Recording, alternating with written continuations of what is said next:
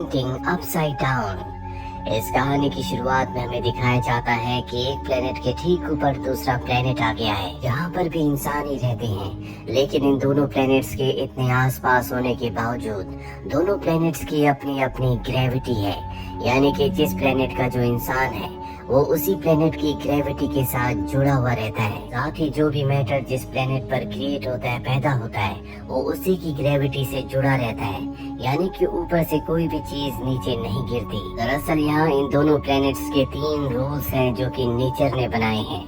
पहला रूल ये है कि जो चीज जिस प्लेनेट पर पैदा होती है, बनती है, वो उसी ग्रेविटी के साथ जुड़ी रहती है। दूसरे रूल के हिसाब से हम एक प्लेनेट के मैटर को यूज करके दूसरे प्लेनेट पर जा सकते हैं, जिसे इनवर्स मैटर कहा जाता है। और तीसरा रूल ये भी कहता है कि वो मैटर जिसका इस्तेमाल करके कोई भी एक प्लेनेट से दूसरे प्लेनेट पर जाता है, यानी कि इनवर्स मैटर, वो चंद ही घंटों में जल जाता है। इसीलिए ज्यादा देर तक एक प्लेनेट का इंसान दूसरे प्लेनेट पर नहीं रह सकता।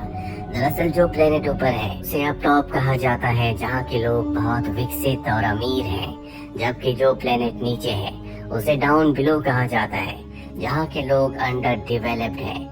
यानी कि अब भी वो विकसित होने की कोशिश कर रहे हैं। अप टॉप के लोग बहुत ही कम पैसों में डाउन बिलो के लोगों से ऑयल खरीदते हैं, जिस ऑयल से वो इलेक्ट्रिसिटी बनाते हैं, और उसी इलेक्ट्रिसिटी को डाउन बिलो के लोगों को बहुत महंगे दामों पर बेचते हैं। दरअसल अप टॉप के जो लोग हैं वो डाउन बिलो के लोगों के रिसोर्सेज को एक्सप्लॉइट करते हैं, उन्हें यूज करते हैं। साथ ही यहाँ पर एक रूल और भी होता है कि कोई भी एक प्लेनेट का इंसान दूसरे प्लेनेट पर नहीं जाएगा। ऐसा करता हुआ अगर कोई पकड़ा गया तो उसे सख्त से सख्त सजा दी जाएगी। यहाँ एक कंपनी भी है जिसका नाम ट्रांस वर्ल्ड है। ट्रांस वर्ल्ड का जो हेडक्वार्टर है वो एक बहुत बड़ी बिल्डिंग है जो अप टॉप से शुरू होती है और डाउन बिलो में खत्म होती है। ये एक तरह का एक प्लेनेट से दूसरे प्लेनेट पर जाने का रास्ता है। अप टॉप के जो लोग हैं वो कभी कभी डाउन बिलो आते हैं ताकि वो सीलिंग पर डांस कर सकें। ऐसा करके उन्हें बहुत अच्छा लगता है। पर डाउन बिलो के लोगों के पास कोई भी ऐसा रास्ता नहीं है जिससे वो ऊपर जा सकें।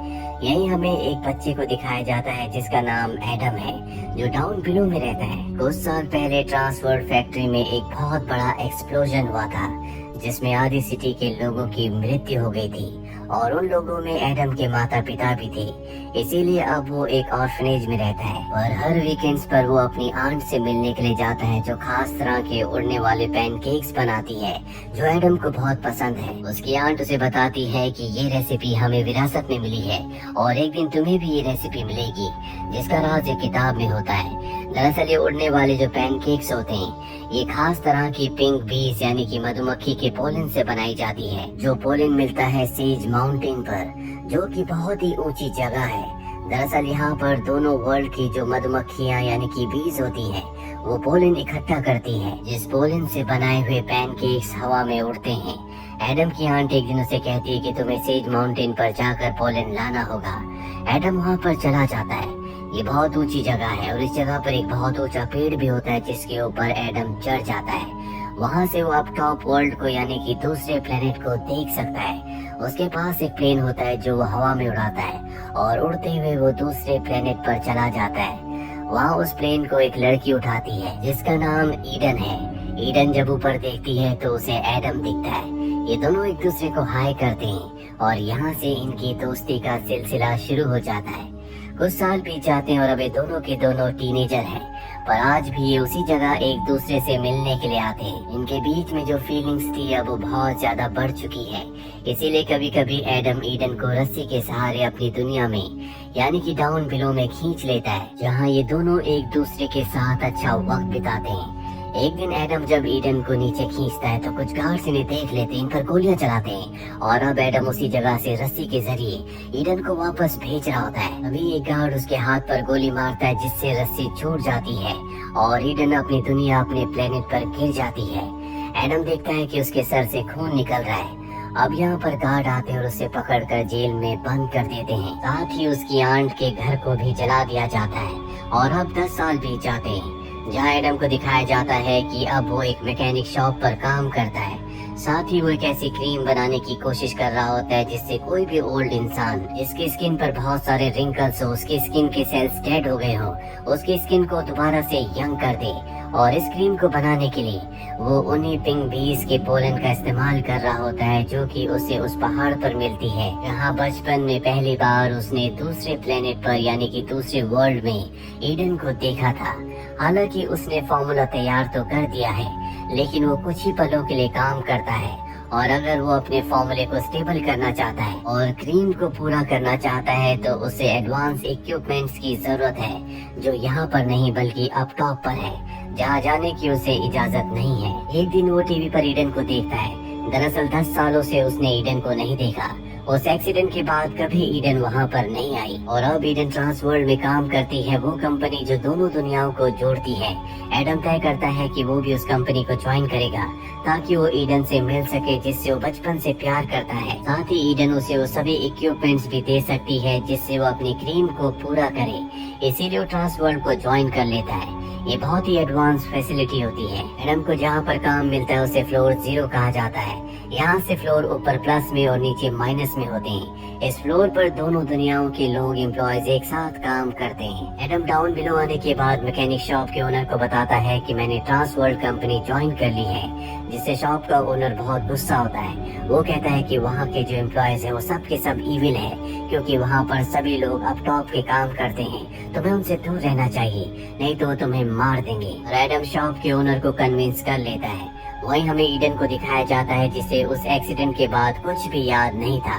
दरअसल अब वो अपनी पुरानी यादों को खो चुकी है, इसीलिए उसे एडम के बारे में कुछ नहीं पता। वहीं एडम जो फ्लोर 0 पर काम करता है जहां पर डाउन बिलो और अप टॉप के दोनों एम्प्लॉयज एक साथ काम करते हैं, वो एक बॉब नाम के एम्प्लॉय जो कि अप टॉप से है उससे कहता है कि मैं किसी भी कीमत पर अप टॉप पर रहने वाली लड़की ईडन से मिलना चाहता हूँ, क्या तुम इसमें मेरी मदद करोगे? वो उसकी मदद करने के लिए मान जाता है। साथ ही एडम उस क्रीम पर लगातार काम कर रहा होता है जिससे किसी भी चेहरे को जवान बनाया जा सकता है। और एक दिन वो उस क्रीम को अप टॉप के बड़े बड़े ऑफिसर्स को दिखाता है और क्रीम को एक डॉग के ऊपर अप्लाई करता है जिससे डॉग की स्किन कुछ पलों के लिए अपलिफ्ट हो जाती है। सबके सब हैरान हो जाते हैं पर जल्द स्किन एक बार फिर से डाउन हो जाती है।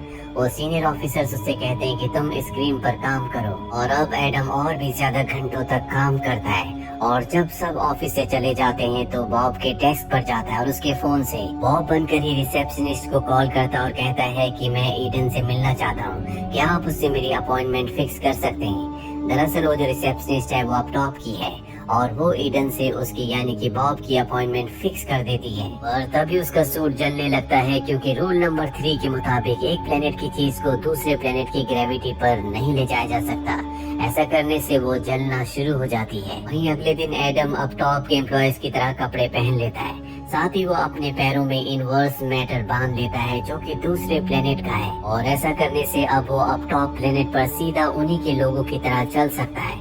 वो वहाँ पर ईडन से मिलने जाता है क्योंकि आज उसकी मीटिंग है, पर जब वो वॉशरूम में पी करता है तो उसका पी हवा में उड़ना शुरू हो जाता है जो कि फायर अलार्म के अंदर चला जाता है। फायर अलार्म बजने की वजह से उसे वापस अपने प्लेनेट पर आता है। ईडन उसका इंतजार करती रह जाती है। अगले दिन दिखाया जाता है कि ट्रांस वर्ल्ड के जो सीनियर्स होते हैं वो बॉब को जॉब से रिटायरमेंट दे देते हैं क्योंकि पिछले 31 सालों से वो यहाँ पर काम कर रहा है। जाने से पहले बॉब एडम को गिफ्ट के तौर पर एक बॉक्स देता है और जब एडम उसे खोलता है तो उसके अंदर बॉब की आईडीज और कुछ पैसे और कुछ चीजें होती है जो पाकर वो बहुत खुश हो जाता है। इसका मतलब ये है कि अब वो बॉब की आईडी से बार बार अप टॉप प्लेनेट पर जा सकता है। वो ईडन को एक बार फिर से कॉल करता है और उसे मिलने के लिए कहता है। अब उसके पास बॉब की आईडी है इसीलिए वो कहीं भी जा सकता है और पहली बार वो इस कंपनी से बाहर अप टॉप वर्ल्ड में जाता है जहाँ की टेक्नोलॉजी और वहाँ की चीजों को देखकर वो हैरान हो जाता है। ये लोग बहुत ज्यादा एडवांस होते हैं। वो ईडन से मिलता है लेकिन ईडन उसे नहीं पहचानती। हालांकि वो उसे याद दिलाने की कोशिश करता है और ईडन अपनी पुरानी यादें खो चुकी है। ईडन को उससे मिलकर बहुत अच्छा लगता है लेकिन ईडन की नजरों में वो बॉब है और तभी एडम के जूते जलना शुरू हो जाते हैं। वो ईडन से कहता है कि मैं जल्दी तुमसे मिलने के लिए आऊंगा और भागता हुआ समंदर में कूद जाता है। जिसके बाद वो इनवर्स मैटर को अपनी बॉडी से निकाल देता है और अब उसने इनवर्स मैटर निकाल दिया है, इसीलिए उसके खुद के प्लेनेट की ग्रेविटी उसे अपनी तरफ खींचने लगती है और वो गिरता हुआ अपने प्लेनेट के समंदर में आ जाता है। और अगले दिन ही ईडन को पता चल जाता है कि वो बॉब नहीं है, बल्कि वो झूठ बोलकर उससे मिला था। और अब वो उसे याद दिलाना चाहता है कि वो कौन है। वो उसे बताना चाहता है कि वो उससे प्यार करता है। इसीलिए अगले दिन एक बार फिर से वो अप टॉप में उससे मिलने के लिए जाता है। उसे बताया जाता है कि ईडन कंपनी से निकल चुकी है। वो एग्जिट गेट पर जाता है जहाँ पर वो बॉब का कार्ड यूज करता है। और अब क्योंकि बॉब रिटायर हो चुका है, इसीलिए उसका कार्ड ब्लॉक कर दिया गया है, जिससे गेट नहीं खुलता। पर वो किसी भी कीमत पर ईडन से मिलना चाहता है, इसीलिए जंप करके वहाँ से भाग जाता है। और अब गार्ड भी उसका पीछा करना शुरू कर देते हैं। एडम अपने दिमाग का इस्तेमाल करके अपनी बॉडी से इनवर्स मैटर को निकाल देता है, जिससे वो हवा में उड़ता हुआ एक सीलिंग से चिपक जाता है और गार्ड से बच जाता है। अब वो बॉब से मिलने जाता है। बॉब उसकी मदद करता है, साथ ही उसके सूट को रिपेयर करता है ताकि वो जल्दी गर्म ना हो। बॉब ने उसकी मदद की होती है, इसीलिए बॉब को अपना एंटी ग्रेविटी मैटर दिखाता है जो उसने बना दिया है। इसके बारे में उसने ट्रांस वर्ल्ड के सीनियर ऑफिसर्स को नहीं बताया, क्योंकि उसे पता है कि अगर उसने ऐसा किया तो वो उसके फॉर्मूले को हथिया लेंगे। वही हमें ट्रांस वर्ल्ड के सीनियर्स को दिखाया जाता है, जिन्हें पता चल जाता है कि एडम ने उस फॉर्मूले को बना लिया है। इसीलिए वो अपने लोगों को ऑर्डर देता है कि पुलिस से पहले हमें एडम तक पहुंचना होगा, ताकि हम उससे फॉर्मूले को हासिल कर सके। वहीं दूसरी तरफ ईडन को दिखाया जाता है, जिसे सब कुछ याद आ जाता है कि किस तरह से बचपन में वो एडम से मिलने के लिए जाया करती थी। और अब एडम उससे उसी जगह मिलने के लिए जाता है जहाँ पर वो उससे पहले मिला था। ये एक रेस्टोरेंट होता है। वहाँ पहले से ईडन उसका इंतजार कर रही होती है और वो एडम को बताती है कि उसे सब कुछ याद आ चुका है। पर तभी यहाँ पर सिक्योरिटी पुलिस आ जाती है। एडम को यहाँ से भागना पड़ता है और बिल्डिंग के ऊपर पहुंचकर वो अपनी बॉडी से इनवर्स मैटर को निकाल देता है, जिससे एक बार फिर से वो अपनी दुनिया अपने प्लेनेट पर आ जाता है। और अब उसे पता है कि वो ईडन से कहाँ मिल सकता है, इसीलिए उसी जगह पर जाता है जहाँ पर वो बचपन में ईडन से मिलने के लिए आया करता था। और ईडन भी वहाँ पहुँच जाती है। वो एक बार फिर से इनवर्स मैटर का इस्तेमाल करके टॉप पर ईडन से मिलने के लिए चला जाता है। ये दोनों अब एक दूसरे से बहुत प्यार करते हैं। पर तभी यहाँ पर अप टॉप की सिक्योरिटी आ जाती है, जो इनका पीछा करना शुरू कर देती है। एडम जल्दी जल्दी अपनी बॉडी से इनवर्स मैटर को निकालना शुरू कर देता है और तय करता है कि ईडन को भी वो अपने प्लेनेट पर ले जाएगा। और जब ये ऐसा कर रहे होते हैं तो ये पुराने बहुत बड़े ढांचे में फंस जाते हैं और अब गार्ड्स इनके ऊपर गोली चलाते हैं, जिस वजह से एडम अपने प्लेनेट पर वापस गिर जाता है और ईडन को उसके प्लेनेट की सिक्योरिटी पुलिस पकड़ लेती है। एडम की किस्मत अच्छी होती है कि वो एक पेड़ के ऊपर गिरता है, जिससे उसकी जान बच जाती है। और अब जब वो घर की तरफ जा रहा होता है, तभी ट्रांस वर्ल्ड के 2 एजेंट उसके पास आते हैं, उसे पकड़ लेते हैं और कहते हैं कि अगर तुमने हमें एंटी ग्रेविटी फॉर्मूला दे दिया तो हम तुम्हारे ऊपर से सारे चार्जेस हमेशा के लिए हटवा देंगे, नहीं तो तुम्हें जिंदगी भर जेल में सड़ना होगा। पर एडम ऐसा नहीं करना चाहता। वहीं अब टॉप प्लेनेट पर बॉब को दिखाया जाता है, जिसके पास वो सैंपल होता है जो कि उसे एडम ने दिया था। वो सैंपल को पानी के साथ मिलाकर उसे और भी एडवांस कर देता है। और अगले दिन वो डाउन बिलो प्लेनेट पर एडम से मिलने के लिए आता है। एडम उसे देखकर बहुत खुश हो जाता है और साथ ही हैरान भी होता है कि बिना इनवर्स मैटर के वो कैसे उसके प्लेनेट पर आया। बॉब उसे बताता है कि मैंने तुम्हारे एंटी ग्रेविटी फॉर्मूले को और भी एडवांस कर दिया है, इसीलिए किसी भी प्लेनेट की ग्रेविटी का मुझ पर कोई असर नहीं होगा। मैं किसी भी प्लेनेट पर आराम से आ या जा सकता हूँ। साथ ही वो ये भी बताता है कि मैंने इस फॉर्मूले को हमारे बॉस की कंपनी यानी कि मैकेनिकल शॉप के नाम पर पेटेंट करवा दिया है, जिसका मतलब ये है कि ट्रांस वर्ल्ड कंपनी अब इस फॉर्मूले को चुरा नहीं सकती। ये सुनकर एडम बहुत खुश होता है। बॉब बताता है कि तुम्हारी गर्लफ्रेंड बाहर तुम्हारा इंतजार कर रही है। और जब वो बाहर जाता है तो वहाँ पर ईडन होती है, जो एंटी ग्रेविटी फॉर्मूले की वजह से इस प्लेनेट पर चल पा रही होती है। ये दोनों एक दूसरे से मिलकर खुश होते हैं। ईडन बताती है कि अब मैं तुम्हारे साथ यहीं रहूंगी। साथ ही वो उसे ये भी बताती है कि मैं तुम्हारे जुड़वा बच्चों की माँ बनने वाली हूँ, जो सुनकर एडम बहुत खुश होता है। और अब इनके घर में बच्चे पैदा होते हैं। ये बच्चे किसी भी प्लेनेट पर जा सकते हैं, क्योंकि उनके अंदर दोनों प्लेनेट के लोगों का डीएनए है। वक्त बीतने के साथ साथ डाउन बिलो भी बहुत ज्यादा डेवलप कर जाता है और इसका कारण होता है वो एंटी ग्रेविटी फॉर्मूला जो कि एडम ने बनाया था। अब दोनों प्लेनेट के बच्चे एक साथ खेल सकते हैं, क्योंकि उनके पास एंटी ग्रेविटी फॉर्मूला है, जिससे वो किसी भी प्लेनेट पर जा सकते हैं। और इसी के साथ ये फिल्म, ये कहानी यहीं पर खत्म हो जाती है। उम्मीद करते हैं कि ये कहानी आपको पसंद आई होगी।